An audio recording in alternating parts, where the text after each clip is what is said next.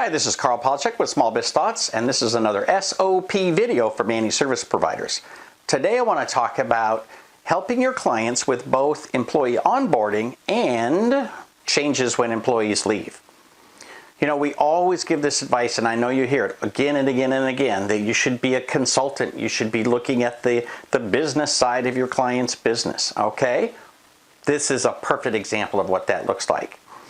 So whether employees are coming in or going out, right, hiring, firing, or not necessarily firing, but you know, people leave, things happen, they move on to another job. How do you help the client manage that? And this is also a perfect example of something where you can have a non-technological discussion with your client way before it's necessary to actually implement something. So you can sit down with the client and say, look, when somebody leaves, here's what we want to do.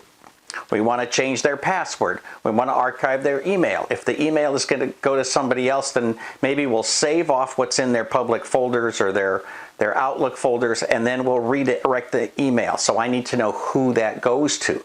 So you can create a little form for them to fill out when they get rid of somebody. What you don't want to do is panic at the last minute and say, oh my gosh, I don't know what we're supposed to do. I'll just delete that account, right? And then it's gone, right? You need to figure out what's a smooth transition to make the company operate as smoothly as possible, archive all of the data, and make sure that the employee does not have access to everything.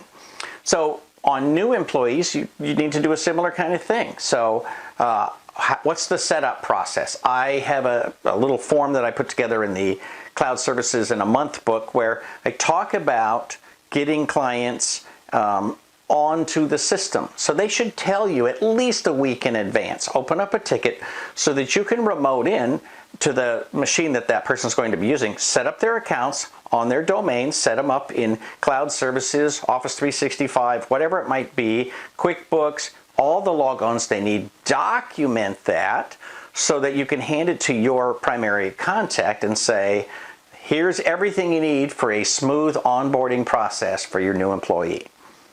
So whether it is managing things that go wrong, you know, bumps in the night, or getting employees on board or getting employees off, you are key to this, and you need to have processes and procedures in place and help your clients put those processes and procedures in place. That is, at the end of the day, a business function and not a technology function, and they should rely on you to get it done. For Small Biz Thoughts, this is Carl Palachuk, wishing you all the best in your managed service business. Like it if you like it, share it with your friends, and absolutely subscribe to the channel.